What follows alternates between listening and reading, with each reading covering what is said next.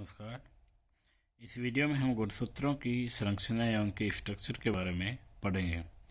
Kornberg एवं Thomas द्वारा प्रस्तावित न्यूक्लियोसोम मॉडल या सोलेनॉइड प्रतिरूप अधिक तर्कसंगत हैं।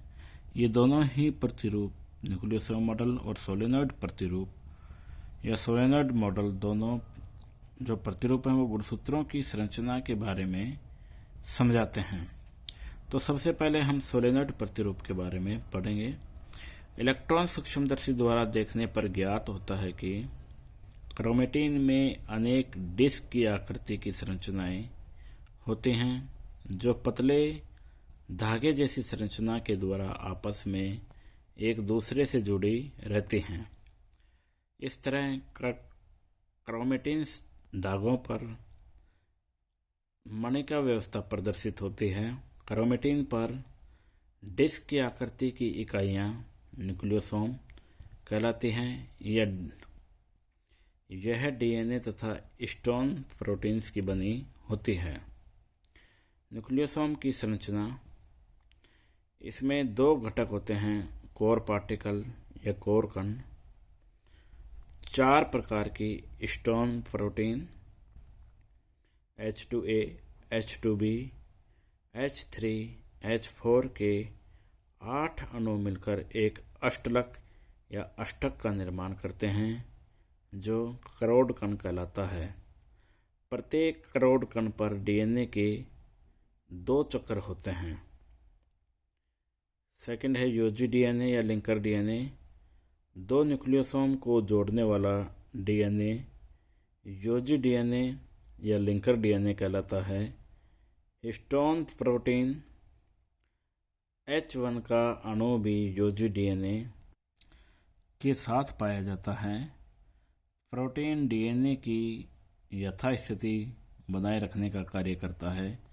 न्यूक्लियोसोम क्रोमेटिन का निम्नतम संरचना इस तरह है। क्रोमेटिन तंतु न्यूक्लियोसोम पुनरावर्ती इकाइयों के रूप में व्यवस्थित रहते हैं, जो सोलेनॉइड संरचना कहलाती है। जैसा कि चित्र में दिखाया गया है कि जो गोलाकार आकृतियां हैं डिस्क रूप की, जो कि धागे रूपी संरचना से जुड़ी रहती हैं, ये न्यूक्लियोसोम की संरचनाएं कहलाती हैं, जो कि स्टोन प्रोटीन 4 प्रकार का H2A, H2B, H3 और H4 से मिलकर बनी होती हैं।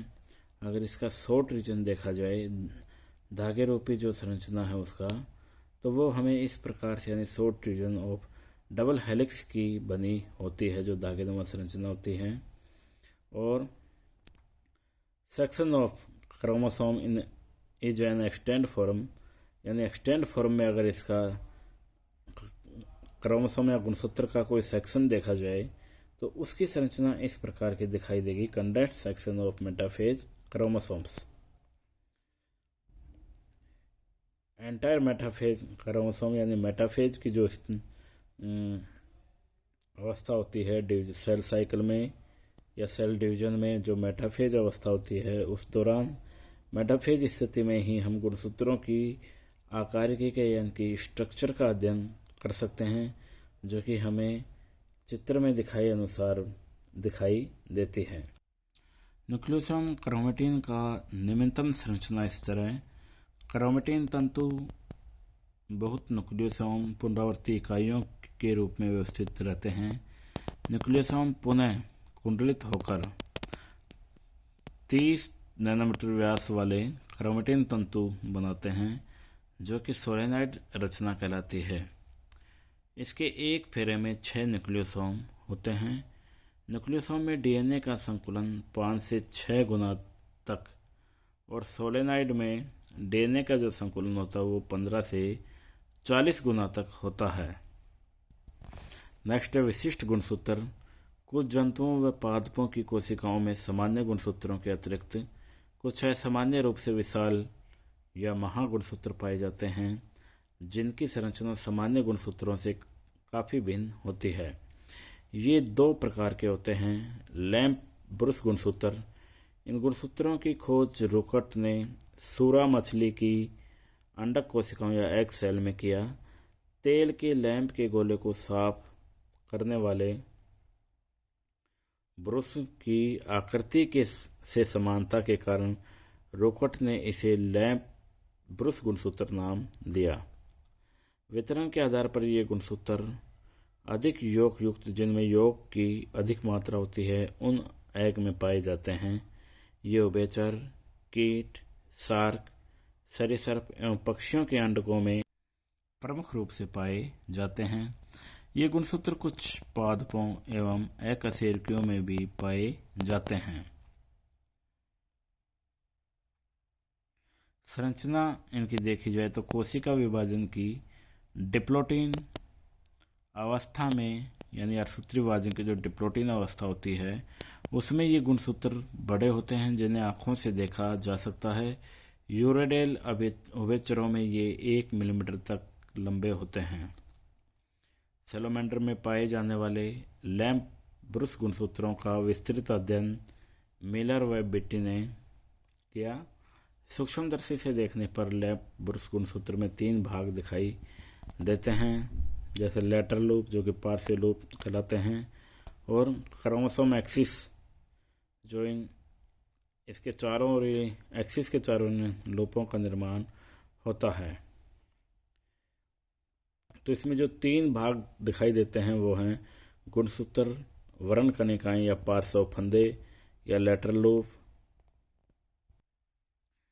अर्धसूत्री कोशिका विभाजन के समय लैम्प ब्रुश गुणसूत्र युगली के रूप में होता है, यानी 2 गुणसूत्र एक साथ युग्म के रूप में रहते हैं। अर्थात इसमें समजात गुणसूत्र होते हैं जो निश्चित बिंदुओं पर परस्पर संपर्क में रहते हैं। जहां पर इन गुणसूत्रों का संपर्क होता है, 2 क्रोमेटिड्स का जहां पर संपर्क होते हैं, इन बिंदुओं को क्याज-मेटा कहते हैं। युगली के प्रत्येक गुणसूत्र में 2 क्रोमेटिड होते हैं जो एक दूसरे के समांतर होते हैं और गुणसूत्र अक्ष यानी क्रोमोसोम एक्सिस बनाते हैं। गुणसूत्र अक्ष पर कई गहरे बिंदु स्थित होते हैं, उन्हें वर्ण कणिकाएं, यानी उस अक्ष पर क्रोमोसोम एक्सिस पर जो बिंदुनुमा संरचनाएं होती हैं उन्हें वर्ण कणिकाएं कहते हैं। ये हमेशा युग्मों में रहते हैं, अर्थात समस्त प्रकार के एक क्रोमोमेयर प्रत्येक क्रोमेटिड्स पर स्थित होते हैं। क्रोमेटिड्स के बारे में अगर समझा जाए तो सेंट्रोमियर पर यदि गुणसूत्र जुड़े हों तो उसे क्रोमोसोम कहते हैं, और सेंट्रोमेर अगर विभक्त हो जाए तो युगली के रूप में जो गुणसूत्र होते हैं युग्म के रूप में, वो दोनों पृथक हो जाएं, उस स्थिति को से में उन्हें क्रोमेटिड्स कहते हैं। प्रत्येक क्रोमोमेयर युग्म से पार्श्व फंदे या लेटरल लूप्स निकलते हैं। अक्ष के सिरों को अंतःखंड या टेलोमियर कहते हैं। गुणसूत्र अक्ष, वर्ण कणिकाएं और पार्श्व फंदे सभी डीएनए के बने होते हैं। अक्ष पर क्रोमोमेर्स की संख्या कई हजार तक होती है। पार्श्व लूप भी डीएनए और प्रोटीन्स के बने होते हैं। प्रत्येक लूप में डीएनए से बना एक अक्षीय तंतु होता है जो आरएनए और प्रोटीन से बनी मैट्रिक्स से आवृत रहता है। इस आवरण के कारण ही लूप्स रोएदार दिखाई देते हैं। अर्धसूत्री विभाजन के दौरान या मेयोसिस के दौरान इन गुणसूत्रों में लूपों की संख्या बढ़ती रहती है, जो डिप्लोटिन अवस्था के चरम पर, यानी डिप्लोटिन अवस्था में चरम पर होती है। डिप्लोटिन अवस्था के बाद लूपों की संख्या कम होती है और अंत में पूर्णतः लुप्त हो जाते हैं। लैम्प ब्रुश गुणसूत्रों में डीएनए की अधिकांश मात्रा इसकी अक्ष और लूपों के आधार भाग में होती है, जो कि 10% तक होती है।